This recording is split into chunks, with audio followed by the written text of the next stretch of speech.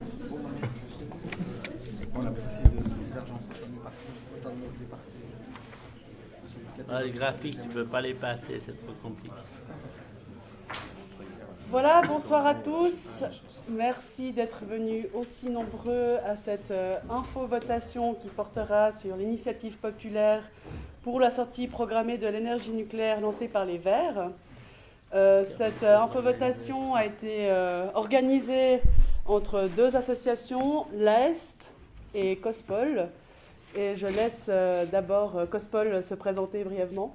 Alors, COSPOL, c'est une association de l'Université de Lausanne des groupes de sciences politiques. Donc, on fait plein de petites choses avec plusieurs départements, comme une votation comme ce soir pour essayer de pousser au débat citoyen. On fait aussi des petites soirées. Il y a des articles aussi qui sont disponibles justement sur les pages Facebook.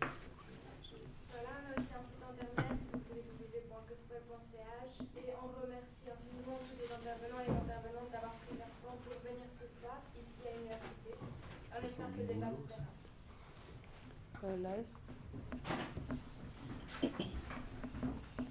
Bonsoir à toutes et à tous et bienvenue. Merci aux intervenants et aux intervenantes ce soir. Nous sommes l'AESP qui organise avec cette conférence. L'AESP, c'est l'association en fait, des étudiants en sciences sociales et politiques, donc pour les 4 filières, sport, psychologie, sciences sociales et sciences politiques. On organise beaucoup de choses. On a beaucoup de groupes de travail. En l'occurrence, c'est le groupe de travail journalisme qui collabore pour cette conférence. Et puis, voilà, à vous la parole. Merci. Merci beaucoup. Alors, pour la structure du débat, chaque intervenant aura 5-6 minutes individuellement pour présenter l'objet de votation comme il le souhaite. Et je remercie d'avance les intervenants de respecter ce temps et je me permettrai de vous interrompre le cas échéant. Je vous remercie d'avance aussi de parler en des termes clairs et peu techniques. Et une fois que les exposés seront terminés, je laisserai la parole à vous, public, pour poser les questions que vous vous posez, pour interpeller les intervenants sur un élément qui a été exposé, ce que vous voulez. Et à la fin du débat, chaque intervenant disposera d'1 minute, pas plus, j'insiste, pour conclure. Alors, je vais commencer par présenter les intervenants qui ont eu la gentillesse de venir ce soir. À ma droite, on a Céline Lugon, jeune verte valaisanne et étudiante en psychologie. Vous êtes là pour défendre l'initiative. À côté, monsieur Daniel Brella, qui pendant de nombreuses années a été syndic de la ville de Lausanne et actuellement conseiller national vert, qui défend aussi l'initiative. À ma gauche, monsieur Guy-Philippe Bollet, directeur adjoint responsable du département conditions cadres au sein de la Chambre vaudoise du commerce et de l'industrie, mais aussi député PLR au Grand Conseil vaudois. Et à sa gauche, monsieur Maxime Stern, jeune PLR et étudiant en HEC. Alors, pour les exposés, on va commencer avec madame Céline Lugon. Je vous laisse 5-6 minutes. Alors, bonsoir. Alors, je vais juste rappeler qu'est-ce que c'est l'initiative en 2 mots. Nous, ce qu'on demande, donc c'est pas seulement l'initiative des Verts, il y a aussi beaucoup d'autres associations qui nous soutiennent. Donc l'initiative, elle demande simplement de poser des échéances précises pour la fermeture de nos centrales nucléaires. Donc on aimerait en fermer 3 en 2017, une en 2024 et une en 2029. Donc progressivement et de manière programmée. On dit souvent pour la Suisse qu'on a les centrales les plus sûres du monde. Donc oui, certainement à leur construction et durant leurs jeunes années, c'était les centrales les plus sûres du monde. Je n'ai pas envie d'en douter. Mais aujourd'hui, on en a 3 sur les 5 qui sont les plus vieilles du monde. Donc la plus vieille a 47 ans, la deuxième plus vieille 45 ans et l'autre 37 ans. Le problème que ça pose, c'est que en fait, personne n'a jamais exploité de centrale aussi longtemps. Donc, on ne connaît pas les conséquences d'une exploitation aussi longue, et en fait, c'est là qu'est le danger pour nous. On voit très bien ce qui se passe actuellement avec Besnao 1. On l'a exploitée 7 ans de plus environ pour ce pourquoi elle avait été prévue. Qu'est-ce qui se passe? Elle est à l'arrêt depuis plus d'une année. On a découvert plus de 1000 anomalies dans la cuve de pression. Donc la cuve de pression, c'est la partie qui contient tout le combustible radioactif. Donc c'est quand même assez dangereux. Et le problème, c'est qu'on n'a pas découvert ces anomalies par anticipation. C'est pas parce qu'on a voulu faire un contrôle comme ça de nous-mêmes qu'on a découvert ces anomalies. C'est parce qu'en Belgique, il y a une centrale qui a eu le même type de problème et du coup, ils ont décidé de faire des examens avec des ultrasons. Et en Suisse, par après, ils ont découvert ces anomalies. Donc, ça veut dire que c'était pas de manière proactive, mais réactive. Alors, nous, on se demande quelles autres anomalies n'ont encore pas été découvertes et quelles technologies on n'a encore pas inventées pour réussir à maintenir la sécurité de ces centrales. Et puis, après, alors bien sûr, il faut être réaliste. Ça va remplacer l'énergie nucléaire par des énergies renouvelables, ça ne va pas se faire d'un claquement de doigts, ça on est sûr. Mais ce qu'il faut prendre en compte, c'est que déjà, on devra remplacer moins de 38% d'électricité parce que les centrales produisent 38%, mais on en exporte beaucoup, donc on consomme moins de 38%. Et puis en 2017, on ne va pas devoir remplacer la totalité de la production, c'est seulement 15%, ça devient progressif. En Suisse, le potentiel des énergies renouvelables, on l'a. Donc déjà aujourd'hui, alors qu'il n'y a pas encore d'électricité à remplacer par du renouvelable, on a déjà 40 000 projets qui sont sur une liste d'attente, qui sont prêts, ils attendent juste les subventions. Il y a certains de ces projets qui sont déjà en construction. Donc quand il n'y a rien à remplacer pour l'instant et qu'on a 40 000 projets, s'il y avait une demande, vraiment, si on faisait la place pour que le secteur des énergies renouvelables puisse se développer, imaginez le potentiel. Déjà, le nucléaire, c'est 38% et 3 000 emplois. Rien que dans l'énergie solaire, c'est 2% et 5 800 emplois. Donc, c'est un potentiel économique aussi énorme, potentiel de développement économique pour la Suisse. C'est une chance de sortir du nucléaire. Et puis, en Suisse aussi, on a un autre avantage, c'est qu'on peut exploiter plusieurs types d'énergie renouvelables en même temps. Donc, on ne va pas construire un champ d'éoliennes pour remplacer une centrale. On va plutôt coupler les énergies entre le solaire, la biomasse, le vent, les éoliennes et les centrales au fil de l'eau. Et puis, donc, profiter d'en les utiliser tout en même temps. Voilà. Merci beaucoup.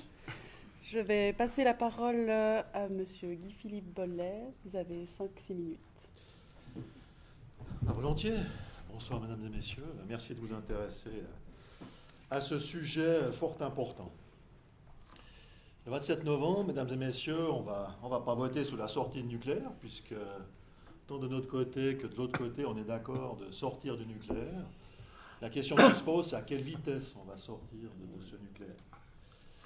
Les initiants disent qu'il faut sortir après 45 ans, et puis ça signifie que déjà, avant l'hiver prochain 2017, il faudra fermer 3 centrales sur les 5 qui existent en Suisse. Et en fait, c'est là qu'est le problème. De notre côté, du côté des gens qui n'apprécient pas cette initiative, on souhaite avoir une sortie qui soit ordonnée, qui ne soit pas précipitée, parce que, mesdames et messieurs, c'est bien joli de dire qu'il n'y a qu'à construire des énergies renouvelables. Ça fait 20 ans que j'entends ce discours, puis ça fait 20 ans que les éoliennes ne poussent pas sur toutes nos montagnes. C'est une grande difficulté. On a fait des progrès qui sont gigantesques, on a maintenant des prix qui correspondent au prix des grandes centrales, enfin, qui s'en approchent, mais on n'a pas encore le volume qui permette de remplacer cette énergie nucléaire. Et pour nous, c'est là que se situe le problème. Et c'est bien la décision qui a été prise par les chambres fédérales dans le cadre de stratégie 2050. On peut continuer à utiliser les centrales pour autant que la sécurité soit garantie. Ça c'est certainement un sujet de notre débat de ce soir. Mais si on arrête des centrales, il faut avoir une solution qui permet de garantir l'approvisionnement de la population, et pas seulement de la population, mais aussi de notre économie. On dit toujours que les centrales nucléaires, c'est 40% de la production, mais la consommation, mesdames et messieurs, 60%, c'est l'économie. Et l'économie, c'est quoi? C'est les emplois. Alors, ce n'est pas encore vos emplois, mais ça sera vos emplois demain. Qu'est-ce qui fait tourner nos usines? Qu'est-ce qui fait marcher nos ordinateurs? ben 60% de la consommation d'électricité, elle est là pour faire tourner notre économie. Et c'est indispensable. Si on n'a pas d'électricité, ben il y aura moins d'emplois dans notre pays, et c'est là que se situe le problème. Alors si on ne peut plus construire ou exploiter des centrales nucléaires, qu'est-ce qu'on a comme solution? Ben, il n'y en a que 3 qui sont possibles. Ben, on peut importer du nucléaire français, on peut importer du charbon allemand, ou bien on peut construire des centrales à gaz en Suisse. Toutes les autres solutions, c'est des solutions d'avenir, il faut y travailler, il faut investir, mais on n'a pas encore le volume qui correspond à la production de nos centrales nucléaires. Et pour moi, c'est de l'hypocrisie. C'est l'hypocrisie complète de se dire on ne veut surtout pas chez nous d'avoir des dangers ou d'avoir du CO2, mais on le fait volontiers venir d'ailleurs. Et pour moi, ce n'est pas correct, ce n'est pas admissible. J'estime que la Suisse doit prendre ses responsabilités. Si elle veut remplacer les nucléaires, il faut qu'elle le remplace avec une production qui soit chez nous. Et c'est vrai que la seule chose, je ne suis même pas sûr que ce soit possible en 10 ans, de pouvoir construire des centrales à gaz qui le remplacent. Quand on parle simplement de Mühleberg, c'est 800 éoliennes qu'il faudrait construire. Il faut à peu près 10 ans. Ça fait 10 ans que le projet Eoljou à la vallée de Joux a démarré. On vient de voter au niveau des communes de la vallée de Joux. Et on peut encore s'attendre à 3 ou 4 années de recours divers jusqu'à ce qu'une éolienne existe sur les hauteurs de notre Jura. Donc pour moi, c'est là qu'est le problème, mesdames et messieurs. Ça ne suffit pas de dire il n'y a qu'à arrêter. Il y a des problèmes de sécurité. Je peux l'admettre, on pourra en discuter. Mais il faut trouver une solution, parce que s'il n'y a pas de solution, ben nos usines vont simplement aller voir ailleurs. Et puis si c'est simplement pour importer de l'électricité, eh bien il faut admettre qu'on n'est plus maître chez nous. Alors bien évidemment qu'on pourra facilement, j'ai aucun souci de blackout cet hiver, mais en 2010, quand on parlait de renouveler les centrales nucléaires suisses, eh ben on n'avait pas autant de surplus qu'aujourd'hui. Qui c'est qui nous dit que dans 3 ans, dans 4 ans, dans 5 ans, il n'y aura pas aussi une croissance économique normale en Europe qui va éponger tout le surplus d'électricité existant et qui, de ce fait-là, ne permettra pas d'alimenter la Suisse. Puis pour alimenter la Suisse, mesdames et messieurs, il ne suffit pas d'avoir l'énergie qui est produite en mer du Nord. Il faut l'amener depuis la mer du Nord jusque chez nous. Puis ça signifie qu'il faut construire des lignes électriques, il faut construire des transformateurs. Et je ne vois pas pourquoi les Allemands de gaieté de cœur vont s'amuser à construire tout ce genre de choses. Et puis il y a les mêmes oppositions que chez nous. Il n'y a personne qui, de gaieté de cœur, souhaite avoir des lignes électriques au-dessus de sa tête dans toute l'Allemagne pour alimenter la Suisse. Donc voilà, mesdames et messieurs, le dilemme dans lequel on se trouve. Nous estimons qu'en permettant de maintenir nos centrales qu'elles continuent à exister et puis à produire durant encore 5 à 10 ans, eh bien, ça permettra de faciliter cette transition entre la production nucléaire actuelle et puis la production avec ces nouvelles énergies. Merci beaucoup, Monsieur Bollet. Monsieur Brella, je vous laisse la parole. D'abord, nous sommes plus modérés que M. Bollet, parce que nous laissons 13 ans pour les arrêter et qui dit qu'elles doivent encore vivre au moins 5 à 10 ans. Donc, ça ne devrait pas lui poser de problème. Maintenant, juste sur le fond. En Suisse, on importe 77% de notre énergie, que ce soit du gaz, c'est pas pour l'électricité, hein, pour l'essentiel, que ce soit du gaz, que ce soit du pétrole, et que ce soit l'uranium. L'uranium, c'est pas la Suisse. Donc tout ça, c'est des énergies importées. Premier point. Deuxièmement, aujourd'hui, 48% de la 47, 48, on va pas discuter au dixième de pourcent, de la production nucléaire suisse n'est pas là. Parce que Leibstadt est en révision au moins jusqu'en février, et BETS 101 n'est pas là pour le moment. Ils demandent des autorisations maintenant, malgré que c'est la plus vieille du monde, pour redémarrer. C'est un débat qu'on peut avoir pour soi. Mais pour le moment, il n'y a pas de problème. Et puis elle nous dit, certains, je n'ai pas entendu ça trop fort pour le moment, mais certains nous disent, c'est le principal argument de ces affiches noires, si votre initiative passe, c'est le blackout dans une année. Mais dans une année, c'est un tiers qui manque, c'est pas 47-48%. Donc à 48%, c'est le blackout, c'est pas le blackout, ça se voit. Et puis à 33%, c'est le blackout. Il me semble qu'il y a une vague incohérence. C'est vrai qu'ils ne pensaient pas, au moins ils ont construit cette campagne, que Leibstadt devrait être arrêté plus longtemps, mais la preuve par l'acte est donnée. Deuxièmement, le renouvelable. Le programme Énergie 2050 qui est contesté par référendum par l'UDC et particulièrement par son président, M. Rushdie, qui est à la fois président du lobby nucléaire de l'UDC et des mazoutiers.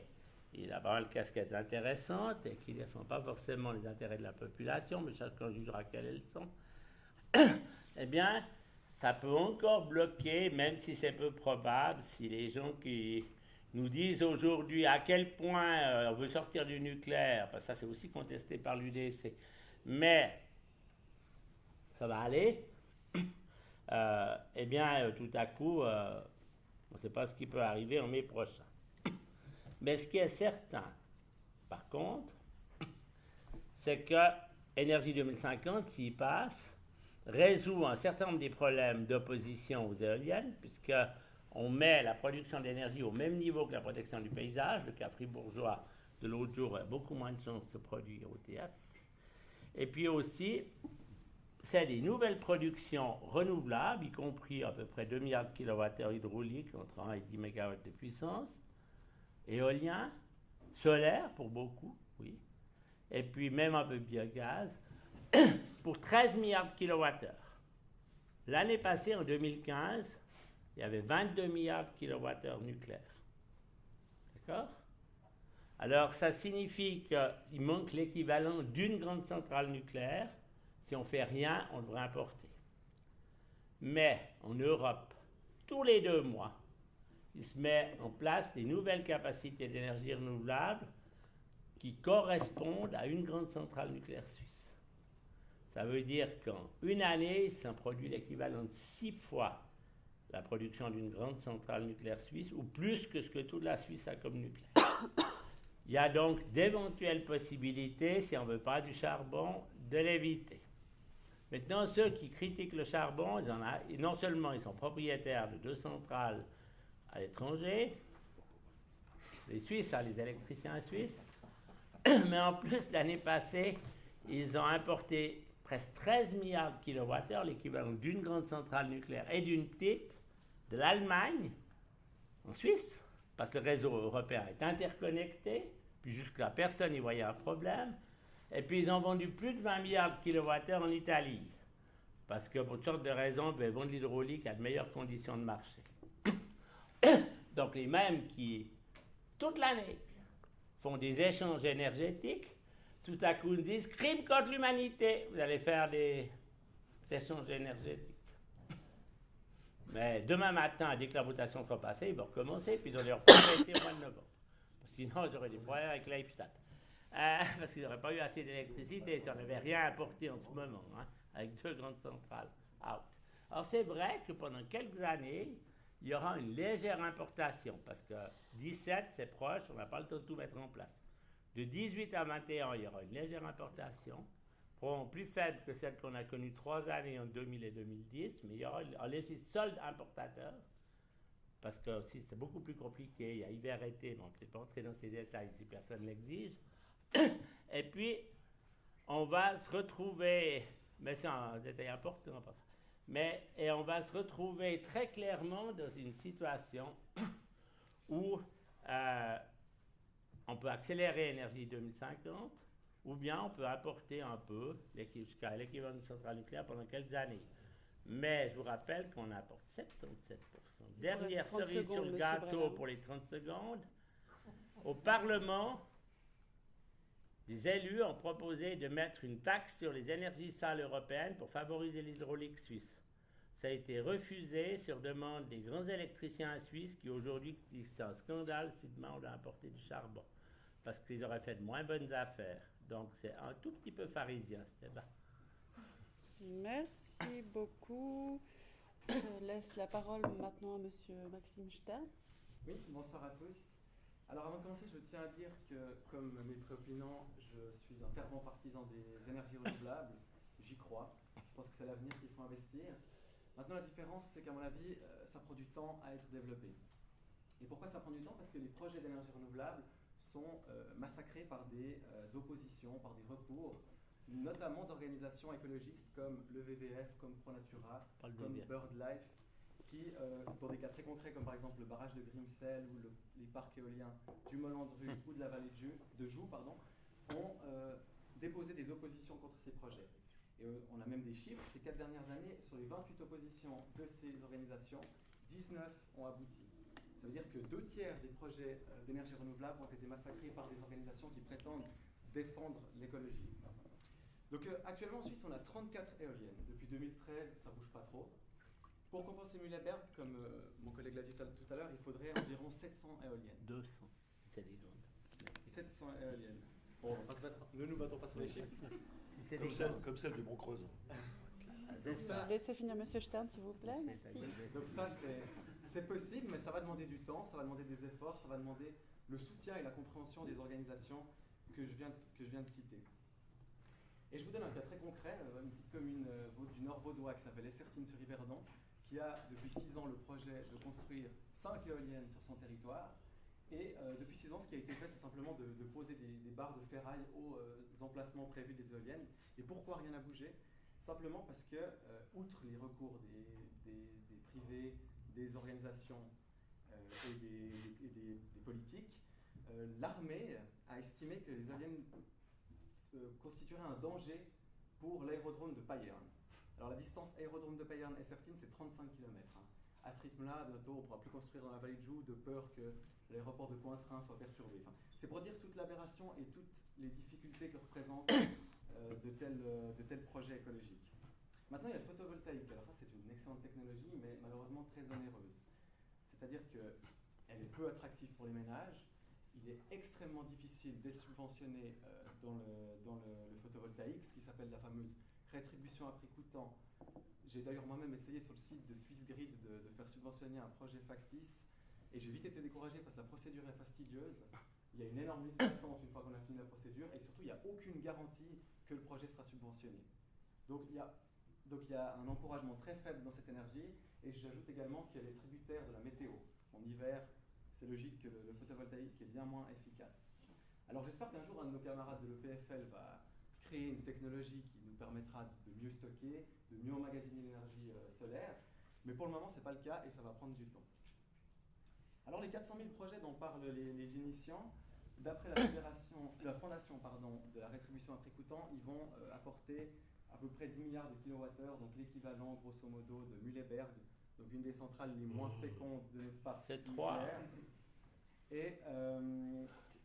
Et puis, donc rien de plus. Et puis ça, c'est à condition qu'ils passent tous. Et comme je viens de le dire, les organisations écologistes vont tout faire pour qu'elles ne passent pas.